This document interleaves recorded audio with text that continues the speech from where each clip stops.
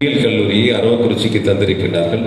மாவட்டத்திற்கு ஒரு அரசு வேளாண்மை கல்லூரியை தந்திருக்கிறார்கள். புதிய பேருந்து நிலையம், காமராஜ் மார்க்கெட், வணிக வளாகங்கள், 34 ஆண்டுகள் 35 ஆண்டுகள் நம்முடைய குளத்துப்பாளையம் ஜாமியா நகரில் தார் சாலைகளும் வடிகால் வசதிகளும் அமைக்கப்பட்டு 35 ஆண்டுகள் ஆகிவிட்டன. தொடர்ந்து அவருடைய கோரிக்கையை நிறைவேற்ற முடியாத சூழலெல்லாம் மக்களுக்கான குரலாக அவர்களால் வழங்கிட முடியும்.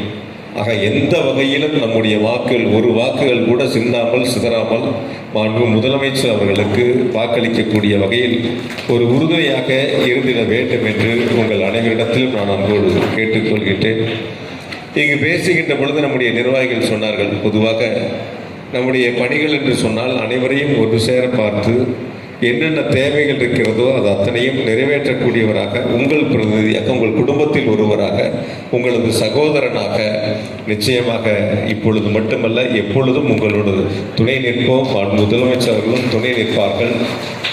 சொல்லுகின்ற பொழுது அதற்கு உறுதுணையாக இருப்போம் என்பதை மட்டும் இந்த நேரத்தில் நான் அன்போடு தெரிவித்துக் கொள்கின்றேன். இந்த நோன்பு திறக்கின்ற நிகழ்ச்சிக்கு வருவதற்கு முன்பாக பணிகளை தொடங்கி வைத்துவிட்டு இங்கே வருகை தந்திருக்கின்றோம். ஆக என்ன தேவை என்பதை பார்த்து செய்யக்கூடிய அரசாக திராவிட மாடல் அரசை ஜமாத்தை சார்ந்திருக்கக்கூடிய நிர்வாகிகளுக்கு நான் தைரியமாக சொல்வது, இதுவரை சுதந்திரம் பெற்ற காலம் முதல் இல்லாத அளவிற்கு நம்முடைய கரூர் மாவட்டத்திற்கு 5 ஆண்டுகளில் 5000 கோடி அளவிற்கான வளர்ச்சி திட்டங்களை முதலமைச்சர் அவர்கள் வழங்கியிருக்கின்றார்கள். இப்படி தொடர்ச்சியாக இன்னைக்கு காலையில் ஒரு வரலாற்று சிறப்புமிக்க நிகழ்வு கரூர் மாவட்டத்திலே நடந்தது.